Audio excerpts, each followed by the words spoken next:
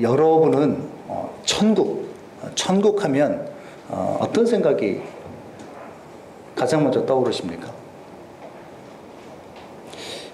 예전에 어떤 초등학생한테 같은 질문을 물어봤더니 김밥 천국이 제일 먼저 떠오른다고 이렇게 얘기를 하더라고요. 또 얼마 전에는 한 청년이요, 천국에 대해서 SNS에다가 이렇게 쓴 것을 보았습니다. 그 청년은 아주 비장하게 이런 글을 올렸어요. 아마 청년의 때 정말 열심히 일해야 된다는 뜻을 아마 쓴 것 같아요. 보여드릴게요. 지금 열심히 살지 않으면 내게 허락된 천국은 딱 세 가지일 것이다. 김밥 천국, 솔로 천국, 알바 천국. 지금 열심히 하지 않으면 나중에 비싼 음식이 없는 김밥 천국만 가게 될 거고, 커플 없이 솔로로 있게 될 것이고, 좋은 직장이 아니라 알바만 하게 될 거다. 이런 뉘앙스 얘기죠. 좀 왠지 슬프게 느껴지는 천국에 대한 이야기입니다. 그런데 여기서 말하는 뭐 솔로 천국이니 하는 천국은 굉장히 좋고 뭐 행복한 어떤 장소를 뜻하는 것이 아니라 매우 많다라는 뜻의 이 천국이죠. 그래서 솔로 천국이면 다 솔로도 판이다 이런 뜻이잖아요. 그렇죠? 그에 비해서 천국이 지극히 행복한 장소라는 뜻을 가지는 그런 어감으로 우리가 일상에서 사용하는 천국이라는 단어도 있습니다. 그 대표적인 것이 야 여기가 천국이네 뭐 이런 말이 그런 어떤 뉘앙스죠.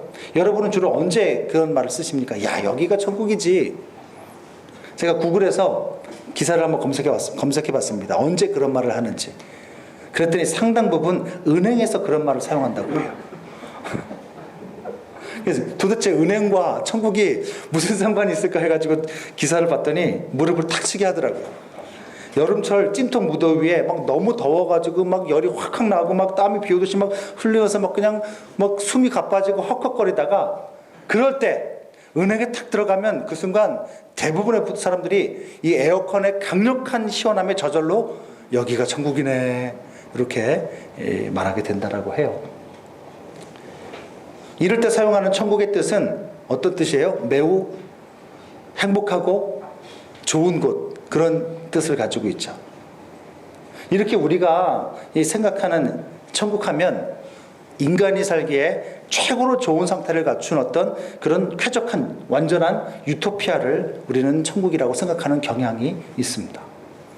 나아가 천국이 죽은 후에나 가게 되는 저 하늘 넘어 어디쯤에 존재하는 장소라고 생각하기도 하죠. 그러나 여러분, 천국을 그런 식으로 이해하는 것은 성경이 말씀하는 것과 상당히 거리가 멉니다. 오히려 그런 이해는 성경적인 이해가 아니라 무속신앙과 섞인 불교의 극락 개념에 가까워요. 이렇게 우리는 천국에 대해서도 상당 부분 잘못 알고 있는 부분들이 많습니다. 그런 천국에 대한 우리의 오해를 아주 결정적으로 드러내주는 질문이 하나 있습니다. 제가 아마 여러분께 질문을 드리면 여러분 순간적으로 대답 못하고 헉 하실 거예요. 한번 속으로 대답해 보세요. 여러분, 천국은 가는 것입니까? 오는 것입니까?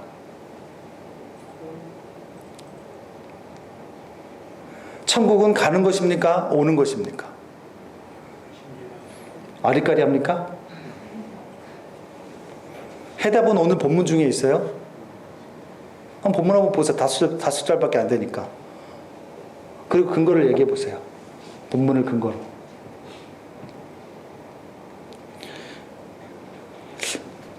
이런 식으로 대답을 못하면 설교가 진행이 안 되니까 힌트를 하나 드리자면 주기도문에도 정확하게 나타나 있습니다. 주기도문에. 자, 주기도문 한번 외워보세요. 근데 갑자기 또 전능하사 천지를 만드신 또 이거 외우시는 분들이 있어요. 또 주기도문.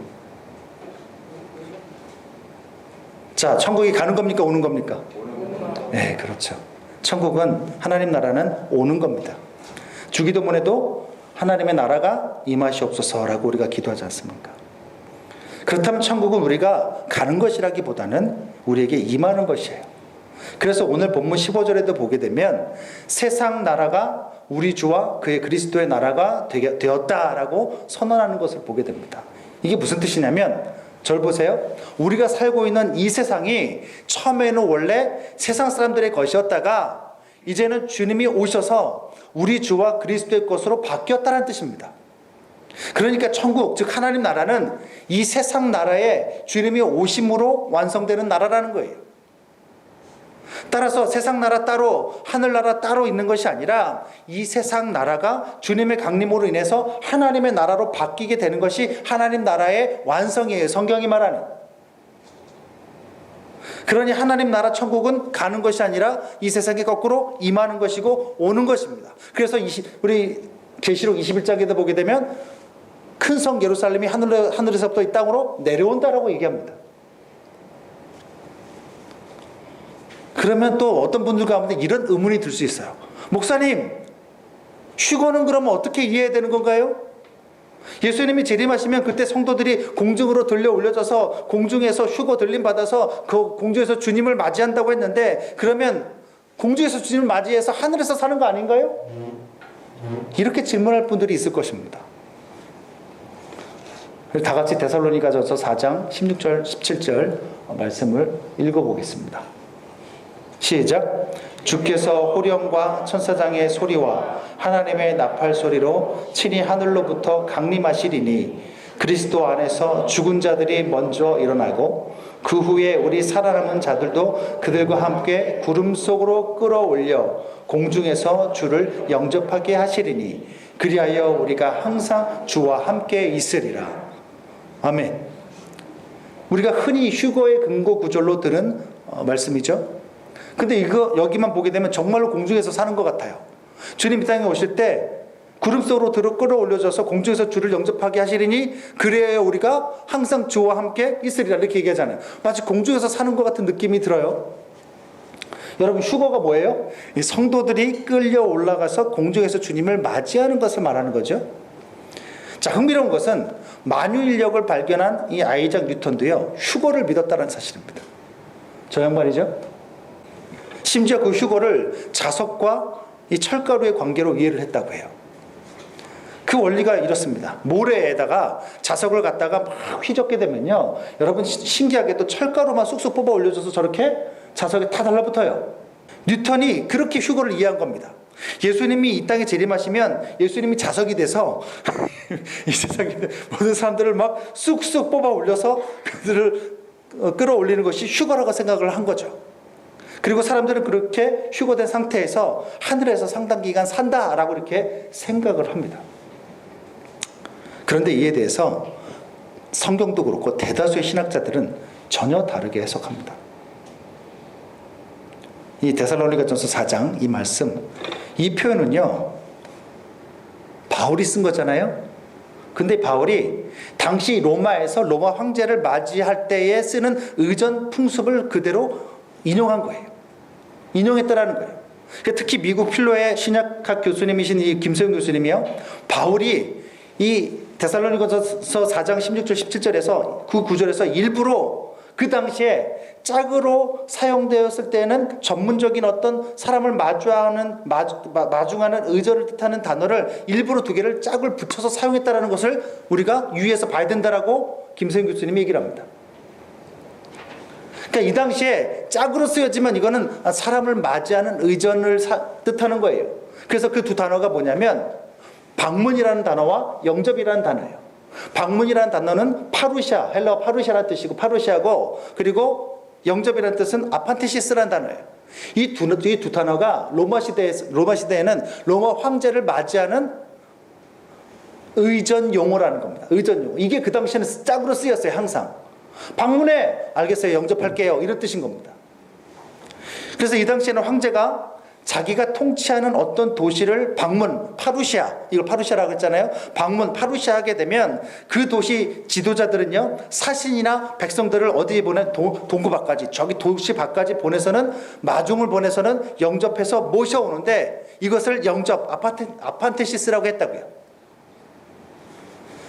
그러니까 파루시아에는 아판테시스로, 그러니까 방문에는 아판테시스, 영접으로 응했다라는 거예요. 이게 짝이라니까요.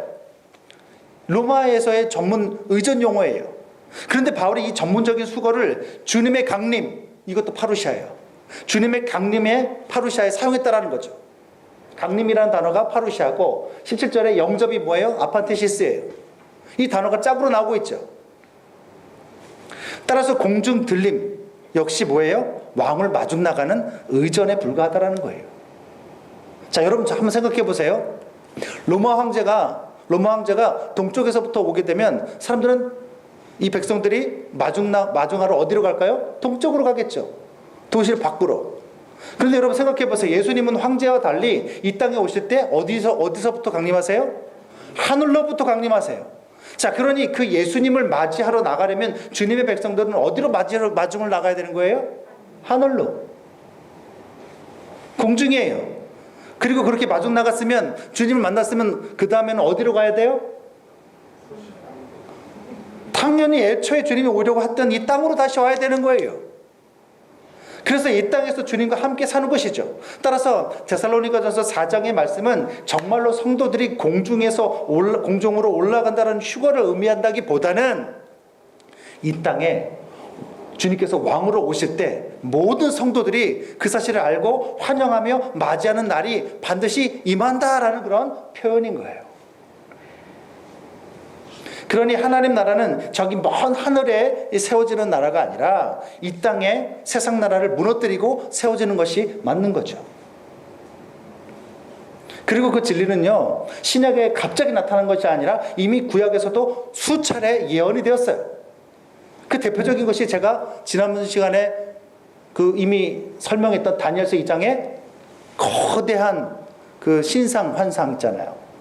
머리와 이 가슴은 뭐로 되어 있고 금으로 되어 있고, 그리고 뭐 이 배와 넓적다리는 뭐로? 은으로 되어 있고, 그리고 뭐 그 허벅지와 무릎까지는 뭐로 되어 있고?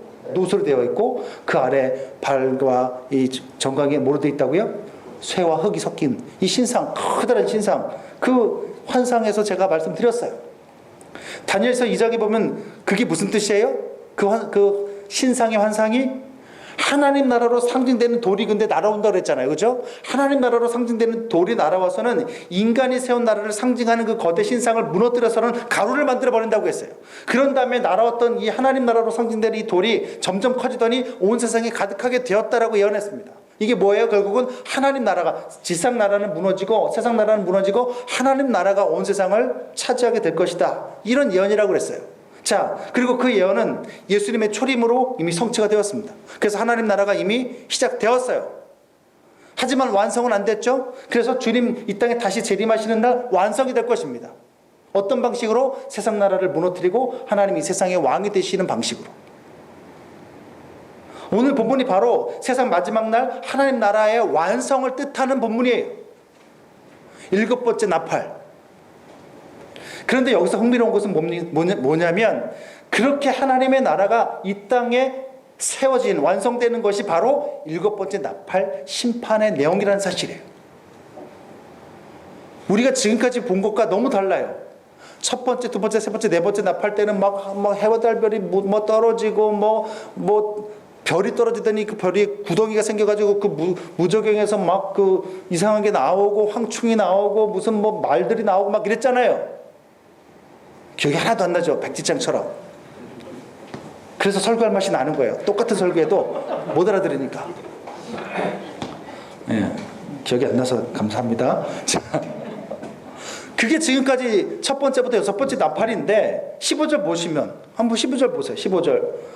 드디어 7번째 천사가 드디어 재앙의 나팔을 불었는데 다른 때처럼 무시무시한 재앙이 나타나질 않습니다. 그래서 성경은 천사가 나팔을 불자 세상 나라가 우리 주와 그리스도의 나라가 되었다, 이렇게만 선언을 해요. 그런데 성경은 바로 그것이 바로 신앙을 박해하는 자들에 대한 최후의 심판이라고 말하고 있는 겁니다. 아울러 동시에 그것은 주님을 경외하는 자들에게는 상이요 보상의 시간이다라고 얘기합니다. 18절에 나오죠. 아니 그렇다면 주님의 나라가 이 땅에 완전하게 세워지는 것이 왜 악인들에게는 최후의 심판이고 성도들에게는 그것이 보상이 되는 것입니까? 잘 이해가 안 갑니다. 그 이해를 위해서 일제강점기 때를 다시 한번 예를 좀 들어보겠습니다. 일제강점기 시절에 일본은요, 우리나라에 정말로 수많은 만행을 저질렀습니다. 우리나라의 역사를 지우고 날조하기 위해서 수많은 고문서들을 불태우고 그리고 문화재들을 훼손시켰어요. 심지어 민족성을 말살시키기 위해서 사람들의 이름까지 창씨개명이라고 하죠. 이게 아마 38년도 창씨개명을 했던 걸로 기억하는데 하고 일본말을까지 쓰도록 강제하였습니다. 게다가 먹고 살기 힘들도록 엄청난 식량, 곡식들을 수탈해갖고 심지어는요, 제가 그 벌목한 현장까지 봤는데 나무까지 싸그리 다 베어서 지네 나라로 가져갔습니다. 완전히 그냥 나라를 초토화시킨 거죠. 그리고 수많은 소년들, 청소년들 있잖아요. 강제 노역에 끌고 가기까지 했고, 특히 자기네 나라 탄광으로 끌고 가는 경우가 있었어요. 그래서 여러분 잘 아시는 군함도라는 영화 보셨어요? 이 군함도라는 곳에 끌려가서 탄광일로 그 강제징용된 1900명의 이 청소년들은요, 짐승처럼 가역한 노역을 당하다가 죽었습니다. 또한 여러분이 너무 잘 알고 있는 대로 일본은요, 일본 군인들의 이 성적 욕구를 해소시키기 위해서 우리나라 여성들을 강제로 동원해서는 위안부로 만드는 짐승 같은 짓까지 서슴지 않고 저질렀죠. 그리고 거부하고 징용을 거부하고 위안부를 거부하는 사람들을 아주 잔혹하게 죽였습니다. 이런 일본 사람들의 못된 짓으로 인해서 먹고 살기가 힘들어지니까 그 가운데 우리나라 사람들 가운데 어떤 사람이 나타나기 시작했느냐면 이런 짓을 저지르는 일본에 협조하고 그래서 그들로부터 녹을 받아 먹으려는 친일파들이 나타나기 시작합니다. 그들은 일본의 권력의 기생에서는 같은 동족들을 거머리처럼 수탈하였고 괴롭혔으며 고문하며 죽였습니다. 앞장섰어요, 오히려. 그러나 대다수의 우리나라 사람들은 이런 일본과 친일파의 만행으로부터 벗어나기 위해서 모진 압박과 고문을 받으면서도 저항하였고 독립운동을 벌였습니다. 우리는 그 더러운 돈 안 받을 거야. 차라리 굶어 죽을지언정 나는 대한민국 국민으로 죽을 거야. 이랬습니다. 그러나 좀처럼 해방의 날은 오지 않았죠. 그러다가 연합군에 의해서 1945년 8월 6일에는 히로시마에 그리고 8월 9일에는 나가사키의 원자 폭탄이 각각 투하됩니다. 그로 인해서 일본이 초토화되죠. 핵폭탄이 터졌으니. 그러자 일본 천황은 1945년 8월 15일 낮 12시에 마침내 무조건적인 항복을 선언합니다. 그러자 그 소식을 라디오로 들은 우리나라 사람들이 난리가 났죠. 대한독립 만세! 그렇게 됨으로 인해서 드디어 일본 제국이 무너지고 3년 뒤에 대한민국 정부가 수립이 되게 된 것입니다. 자, 여기서 생각해 보세요. 일본과 친일파들에게 있어서는 일본 제국이 멸망하고 대한민국 정부가 수립되는 것 자체가 심판입니다. 이제 그들의 시대는 끝이 난 것이고 이제 대한민국 정부가 들어섰으니 그들에게 남은 것은 형벌과 처벌과 심판과 멸망뿐이에요. 그러나 반대로 친일파가 되어서 편하게 사는 길을 거절하고 난 싫어 거절하고 경제적으로 궁핍하고 박해를 받더라도 고문을 받더라도 일본에 정하던 사람들에게는 일본이 무너지고 드디어 항복하고 대한민국 정부가 수립되었다는 것 자체가 뭐예요? 기쁜 소식이고 보상이에요. 그래서 그렇게 8월 15일에 그 방송을 듣자마자 전부 다 쏟아져 나와서 대한독립 만세를 목이 터져라 막 울면서 외쳤던 겁니다. 왜 이것이 그들에게 복음이고 기쁜 소식이 되었어요? 이제야 그 압제에서 그 수탈에서 벗어나 그동안 억눌렸던 모든 원한들이 풀어질 것이기 때문이죠. 여러분 성경에서요 기쁜 소식, 복음, 유앙겔리온 이것은 이런 전제하에서 나오는 겁니다. 드디어 세상 나라에 수탈하던 그 인간 왕이 세상 나라가 무너지고 하나님 우리를 사랑하던 못해 아들까지 내어주신 하나님께서 이 세상의 왕이 되셨다. 이 소식이 우리에게 뭐라는 거예요? 복음이라는 거예요. 그런 전제하에서 이 유한겔리온 기쁜 소식이 우리에게 전해지는 겁니다. 마찬가지예요. 하나님이 없다라고 생각하고 그 하나님을 무시해요. 그래서 하나님이 아닌 돈줄을 따라가고 성공과 명예만 쫓고 의지하던 사람들에게는 주님을 무시한 채, 그렇게 살던 사람들에게는 주님의 오심 자체가 심판입니다. 정말 주님 계셨네, 큰일 났네. 그래서 성경에 보게 되면 저 바위야 내 위에 나를 깔아뭉개서 하나님의 진노로부터 나를 가려달라고 이렇게까지 말할 정도예요. 또한 사람들 가운데 자기가 가진 힘으로 권력으로 약한 사람들을 속이고 갈취하던 사람들, 나아가 자신의 재력과 권력을 막 자랑하면서 그 힘으로 신앙의 사람들을 괴롭히고 조롱하던 사람들에게는 세상 권력과 세상 나라의 그 무너짐과 주님 나라의 세워짐은 그 자체가 그들에게 큰 두려움이고 재앙입니다. 왜냐하면 18절 말씀처럼 주님의 통치를 평상시에 업신여기고 무시하며 분노하면서 성도들을 괴롭혔던 그들에게 이제는 주님의 분노가 내릴 것이기 때문이죠. 전능자의 분노가 얼마나 무섭겠습니까? 그러나 반대로 그렇게 온통 전 세상 사람들이 하나님이 없다라고 생각하고 온통 세상이 이 정해놓은 길만 쫓고 세상 사람들이 전부 다 돈만 의지하는 분위기 속에서도 그런 것들에 동화되지 않고 고되더라도 고난이 되더라도 오직 말씀을 따르고 신앙을 따랐던 신자들에게는 주님의 오심이 그 자체가 복이고 감격이고 기쁜 소식이에요. 왜냐하면 그 하나님 나라의 오심, 그 하나님의 오심은요, 자신이 평생 조롱을 받으면서도 신뢰하고 사랑하고 의지했던 그 주 예수님이 참으로 온 세상 구주시며 역사의 주관자이심이 만천하의 사실로 증명되는 그 자체이기 때문에 주님의 오심 자체가, 이따가 우리가 찬양하겠지만 주님 다시 오실 때까지 나는 이 길 가리라 하면서 맨 마지막에 주의 영광 온 땅 덮을 때 나는 일어나 노래하리. 뭐라고 외친대요? 보아라! 내가 그동안 그렇게 사모하던 주님이 정말로 온 세상 구주시지 않느냐. 막 자랑스럽게 이 노래하는, 이 외치는 이 모습을 보세요. 그러니까 이들에게는 뭐예요? 주님의 오심 자체가 뭐예요? 복음이에요. 기쁨이라고요. 여러분은 어떠십니까?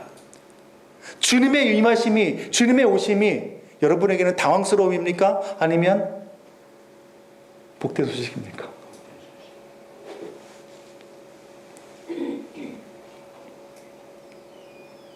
그러니까 믿지 않는 자들에게는 심판이요, 그 주님을 믿었던 자들에게는 주님의 오심이 보상이고 상인 거예요. 그래서 주님은 반드시 이 세상 나라가, 보이지 않는 하늘이 아니라 이 세상 나라가 주님과 그리스도의 나라가 될 것을 선언하신 거예요. 그런데 하나님은 혹시라도 요한과 교회가 그 말을 듣고도 확신하지 못하게 될까 봐 걱정해서인지 또 다른 환상을 또 보여주십니다. 그것이 바로 16절, 17절에 모든 성도들을 상징하는 24장로들이 엎드려서 얼굴을 땅에 대고 찬양하는 환상입니다. 24장로는 모든 성도들을 다 아우르는, 오고 오는 세대의 모든 성도들을 다 상징하는 사람들이에요. 이 사람들, 그러니까 교회 공동체죠. 이 사람들이 얼굴을 땅에 대고 찬양하는 환상을 보게 됩니다. 그리고 그 찬양의 내용이 17절에 나오죠. 우리 다 같이 화면 보면서 읽어볼까요? 위에 나옵니다. 시작. 이르되 감사하옵나니 옛적에도 계셨고 지금도 계신 주 하나님이 곧 전능하신 이여 친히 큰 권능을 잡으시고 왕노릇 하시도다. 아멘. 자, 지금 여기서 보게 되면 하나님을 어떻게 표현해요? 노란색, 옛적에도 계셨고 지금도 계신 주 하나님이라고 표현하고 있습니다. 자, 그런데 이 하나님에 대한 묘사에서 뭔가가 빠졌어요. 지금 뭐가 빠졌죠? 잘 모르겠으면 아래를 보세요. 밑에를 보세요. 자, 계시록 1장 4절 앞에 나온 요한의 기록을 봅시다. 여기 역시 성부 하나님에 대한 기록이거든요. 제가 읽어드릴게요. 요한은 아시아에 있는 7교회에 편지하노니, 그러면서 이제 성부 하나님에 대해서 묘사하는데 이제도 계시고 전에도 계셨고 장차 오실 이라고 표현을 합니다. 자, 성부 하나님에 대해서 요한이 분명히 1장에서 이제도 계시고 전에도 계셨고 장차 오실 분이라고 찬양을 했어요. 그런데 오늘 본문에서는 뭐가 빠졌어요.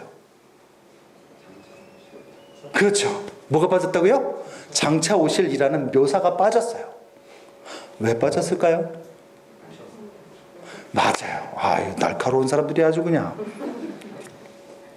하나님께서 보여주신 이 환상의 시점이 어떤 시점이나 이미 주님이 왕으로 임하신 미래의 세상 끝날, 주님 재림하신 그날이기 때문에 그래요. 그러니까 이 환상의 시점이 그때라고요. 세상 끝날에는 하나님이 이미 세상의 왕으로 눈에 보이게 임하셨기 때문에 더 이상 장차 오실 이라고 찬양할 필요가, 묘사할 필요가 없어진 거예요. 따라서 이것으로 보아서 오늘 17장 환상의 시점은 언제예요? 미래예요. 주님 다시 이 땅에 임하신 미래. 주님께서 오셔서 이미 하나님의 나라가 완성된 미래의 모습이에요. 그런 관점에서 17절을 다시 보게 되면요, 우리는 흥미로운 사실 한 가지를 발견하게 됩니다. 그것은 바로 저 17절 말씀에서 모든 성도들의 이 찬양의 내용이 과거형으로 되어 있다는 사실을 발견하게 돼요. 한글 성경에서는 마치 그 현재형인 것처럼 표현이 되었지만 원어로는 과거형으로 사용이 되었어요. 과거형이에요. 그래서 제가 개인적으로 다시 번역을 했습니다. 자, 읽어봅시다. 시작. 옛적에도 계셨고 지금도 계신 주 하나님 전능자께 감사드립니다. 왜냐하면 당신께서는 큰 권능을 가지고 우리를 통치하셨기 때문입니다. 통치하시기 때문이, 하실 것이기 때문에 이게 아니라 통치 이미 하셨기 때문입니다. 이렇게 하나님이 우리들을, 미래의 성도들이 어떻게 말하고 있는 거야? 하나님 우리를 돌보셨고 통치하셨기 때문에 감사하다라고 과거형을 사용해서 찬양을 합니다. 왜냐하면 미래의 성도들 입장에서는 하나님의 통치와 보호하심과 돌보심이 이미 과거에 일어난 일이었기 때문에 그렇죠. 그러니까 지금 요한은 마치 타임머신을 탄 것처럼 미래로 가서 끝까지 믿음을 지킨 성도들의 이 과거형의 찬양을 지금 보고 있는 거예요. 어쩌면 성도들의 무리에서 그 모인 그 24장로로 상징된 그 모든 성도들의 무리에서 요한은 미래에 승리한 자기 얼굴을 발견했을 수도 있습니다. 여러분 타임머신, 백투더퓨처 이런 거 보셨어요? 근데 이런 타임머신 영화에서 불문율로 나오는 게 있습니다. 그게 뭔지 아세요? 이러면 안 돼 하는 거 있잖아요. 과거의 나나 미래의 나와 마주하면 안 돼요. 그러면은 무슨 뭐 이상한 역학 법칙에 의해서 하나가 사라진대요. 오로지 말씀만 연구하신다고 잘 모르시는구나, 그죠? 맞아요. 어찌됐든 지금 사도 요한에 지금 있는 시기는 지금 어디예요? 2000년 전이잖아요, 지금. 주전 90년경이잖아요, 그죠? 근데 여기는 뭐예요? 언제가 될지 모르겠지만 미래의 주님 오신 그 시점이에요, 지금 이미. 그것을 지금 요한이 보고 있는 거예요. 하나님께서 그 환상을 보여주시는 거예요. 그래서 그 환상을 보면서 자기 같은 성도들이 이미 모두 영광스러운 얼굴로 승리한 상태로 주 하나님이 지금까지 자기 자신들을 통치해 주셔서 자기들이 영광을 얻었고 이렇게 구원을 받았다라고 과거형으로 찬양하고 있는 장면을 요한에게 보여주시는 거예요. 왜 하나님은 고난 중에 있는 요한과 교회들에게 이렇게 미래에 승리한 후에 주님이 돌보셨다고 찬양하는 이 환상과 말씀을 들려주신 것입니까? 그 이유가 뭐예요? 그것은 지금 성도들의 삶이 아무리 힘들고 고난 중에 있어도 그 마지막이 결코 멸망이나 망함이 아니라 승리요 영광이라는 것을 미리 알려주시기 위해서예요. 너 망할 것 같지? 이렇게 살다가 사람들한테 조롱 가운데 비참하게 죽을 것 같지? 그래서 네 인생이 그대로 그냥 죽음으로 무덤으로 묻히는 걸로 끝날 것 같지? 아니야! 너의 마지막은 이미 승리로 결정되어 있어. 그 말은 또 무슨 뜻이에요? 하나님이 그렇게 되도록 옛적부터 지금이야. 여기서 지금이라는 시점은 미래니까 주님 오실 때까지 옛적부터 주님께서 계속해서 함께 계시면서 너를 그렇게 만들어 줄 거야 라는 약속이에요. 그러니 힘들더라도 용기를 가지고 믿음을 지켜라 이런 뜻인 거죠. 이것에 대해서 좀 더 설명해 볼게요. 얼마 전 우연히 제 대학 때 동기였던 친구의 페이스북을 보게 됐어요. 우연하게. 근데 거기에 이 친구가 이제 자기가 그 26살 때 기숙사에서 찍은 사진을 올려놓은 거예요. 그 친구도 이제 저랑 동갑이니까 49인데 23년 전에 사진을 올려놨는데 그 사진에 제가 같이 찍힌 거예요. 기숙사에서 이제 제가 거기서 그 뭐 저희 부모님도 아십니다만 학교에서 제가 잠을 자는 날이 많았어요. 그래서 이제 근데 기숙사 한 방에 4명이 사는데 이제 침대가 없잖아요. 그럼 제가 이제 그 의자가 4개니까 4개를 이어놓고 항상 이렇게 그 의자에서 잠을 자면서 이제 학교를 다녔거든요. 근데 그때 이제 찍은 사진이었는데 그 사진을 올렸는데 거기서 제 얼굴을 발견한 거예요. 근데 그때 그 26살 그때가 제가 개인적으로 정말 힘든 시기였어서 그런지 얼굴이 정말 지쳐 보이고 우울해 보였어요. 제가 보기에도. 그래서 그 사진을 보여드리려고 어젯밤에 그 친구 페이스북을 다시 막 샅샅이 뒤졌는데 안 나오더라고요. 아무리 찾아도 아마 지워진 것 같아요.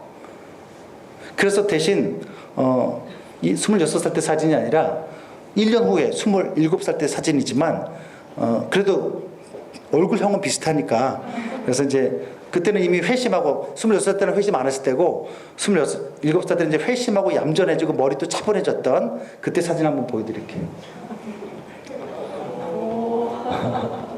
얌전했어 졌을 때. 그전에는 막 파랗게 염색하고 막 묶고 다녔었다면 뭐 머리에 스프레이도 뿌리고 다녔었다면 그때 얌전해졌을 때 사진입니다. 자, 저 사진보다 1년 전인 26살 때의 저는 정말 인생의 바닥을 헤매던 때였어요. 신학적으로 사실 굉장히 깊은 회의에 빠져서 이 목회자의 꿈도 일찌감치 포기했었습니다.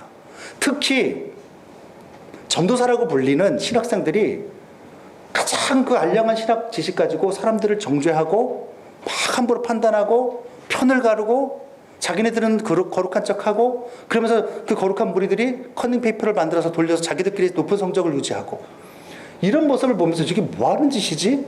전도사라는 것들이 너무 화가 났었어요. 그리고 여러 가지 막 신학적인 내용들 때문에 막 회의가 젖어서 나 목회자 안 해. 부모님께는 얘기는 못하고 혼자 때려치고 맨날 그 학교에서 안 왔던 이유가 뭐냐면 노래 부르느라고 안 왔습니다. 하루에 막 10시간, 15시간씩 잠자는 시간 빼고는 계속 미친 사람처럼 노래만 불렀어요. 바로 앞에 도서관이었는데 저희 서클룸에서 그 당시에 외국 그 헤비메탈 그룹의 스트라이퍼라든가 아니면 김경호 씨 아직 뜨기 전에 그 노래들을 막 부르면서 마이크를 대고 그 도서관에서 막 욕이 들려오면 이렇게 있었어요. 그렇게 막 반항의 시기를 보냈죠. 근데 그 시기쯤에 더 힘든 일이 일어났던 게 뭐냐면 제가 개인적으로 사귀던 연상의 여성에게서 넌 너무 가난해 미래가 없어 라는 이유로 일방적으로 차임을 당합니다. 그리고 그 자매는 곧바로 얼마 지나지 않아서 곧바로 다른 부잣집 남성과 결혼을 하게 되죠. 저는 당시 그 일로 인해서 정말로 큰 충격을 받았어요. 그래서 더더욱 저에 대해서 자신감을 잃고 깊은 열등감에 빠졌습니다. 그리고 그때 어떤 생각이 들었냐면 나는 정말 이성교제권 결혼이고 자신이 없다 이제는. 누가 나 같은 사람이랑 결혼할까? 누가 이렇게 미래도 없고 가난한 사람이랑 결혼할까? 자신감을 잃고 막 우울감에 막 열등감에 빠진 거죠. 그러니까 정말 미래에 대해서도 정말 자신감이 없고 그것만 뭐 결혼만이 아니라 미래에 대해서도 자신감이 없고 막 의욕이 막 바닥까지 떨어진 겁니다. 때로는 막 옥상에 올라가서 살아서 뭐하지? 막 이런 생각까지 들었어요.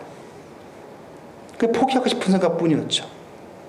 그때 제가 얼마나 우울하고 불안하고 두렵고 공허했는지 몰라요. 매일마다 답답해가지고 한숨만 푹푹 쉬다. 그것이 23년 전 26살 때의 제 모습입니다. 하지만 타임머신이 있어서 지금의 저에게 23년 전으로 돌아가서 26살 때 나를 만나라고 한다면 저는 이런 이야기를 26살의 나에게 해주고 싶습니다. 저는 49살, 26살의 정요엘. 요엘아, 낙심하지 마. 너는 하나님의 은혜로 내년 이맘때에는 널 배반한 여성보다 수천 배 이쁘고 마음 착한 자매와 만나게 된단다. 그 자매가 처음에는 무척 튕기겠지만 3년 정도 후에 하나님의 강력한 개입으로 그 자매는 무엇에 홀린 듯 너와 결혼을 하게 되고, 홀렸다라는 것을 결혼 후에야 깨닫고 후회를 하게 돼. 하지만 이미 결혼했으니 어쩌겠어. 그 일로 너는 과연 하나님 살아계시구나 하고 하나님의 섭리를 크게 신뢰하게 되지. 참 요엘아, 너는 앞으로 목이 크게 상해서 더 이상 노래를 못하게 되는데 그것 또한 너무 낙심하지 마. 그것 때문에 오히려 너는 말씀 사역에 집중하게 되고 하나님께서 주시는 지혜로 많은 사람들을 바른 복음으로 인도하는 귀한 일을 하게 된단다. 그리고 41살쯤 교회를 개척하게 되는데, 교회 이름은 젊은이 교회라고 하지 말고 파주 우리 교회로 해. 개척 비용도 걱정하지 마. 하나님이 한 장로님의 마음을 움직여 주셔서 모든 비용을 도와주실 거야. 그리고 하나님께서는 그 교회에 참으로 귀하고 아름다운 성도님들이 모이게 하실 거야. 교회 운영도 걱정하지 마. 매 순간 결핍이 생길 때마다 하나님께서 도와주시고 채워주실 것이란다 라고 말해주고 싶어요. 그러면 아마 그 이야기를 들은 26살의 나는, 26살의 정요엘은 큰 용기를 얻게 될 것입니다. 아, 그래? 내년 이맘때 수천 배는 이쁜 더 예쁜 여자를 만나서 결혼을 하게 돼? 그 여자가 나중에 결혼하고 나서야 후회하게 된다고? 오케이, 결혼적 경지는 아무 말도 하지 말아야지. 아마 이렇게 생각하게 되지 않을까요? 그리고 중간에 목이 상하게 되더라도 별로 크게 당황하지 않을 것입니다. 왜냐하면 주님이 도우셔서 말씀 사역의 길로 인도하실 것을 알게 될 것이기 때문이죠. 그래서 마침내는 결혼도 하고 왼수 같지만 딸도 셋이나 낳게 될 것이고 교회도 세우게 될 것을 알기 때문이죠. 그것을 알고 있으니 어떤 거예요? 그 26살의 나이에 아무것이 없다 하더라도 안심하게 되죠. 오늘 하나님께서 이런 효과를 교회에 바라신 것입니다. 오늘 하나님께서 현실의 압박과 지극한 고난 가운데 눈물을 흘리고 있는 요한과 교회에게 이미 승리한 미래 교회에 그 과거형의 찬양을 보게 하시고 들려주신 것도 같은 이유예요.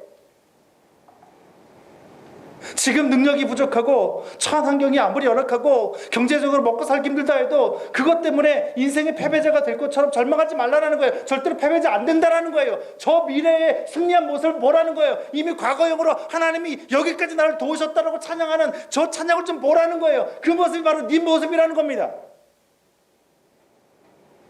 너는 절대로 그렇게 패배자로 인생 마감하지 않는다라는 거예요. 왜냐하면 이미 성도의 미래는 하나님 안에서 승리로 결정되어 있기 때문이라는 거죠.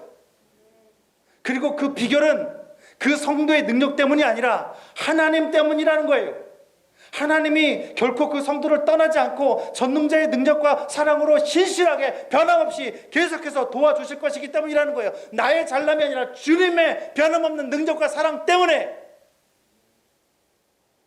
승리한 미래의 주님의 날에 그 찬양이 과거형의 찬양이 나의 찬양이 될 수밖에 없는 것은 주님이 우리를 포기하지 않기 때문이라는 거예요. 그래서 17절을 앞에 보게 되면 전능자께서 성도들의 삶에 그 말세에만 주님의 날에만 계시는 것이 아니라 이미 예전부터 세상 끝나는 지금까지 쭉 함께 하셨다라고 찬양하는 거예요. 그래서 성도들이 그러니 그런 주님의 신실하심 때문에 성도는 결코 아주 엎드러지지 않으며 끝까지 믿음을 지키고 승리하게 된다는 것입니다. 그러니 지금 고난이 있더라도 끝까지 주님의 말씀을 따르고 그 약속을 붙드는 증언하는 삶을 살라라는 것이죠. 말씀을 정리합니다.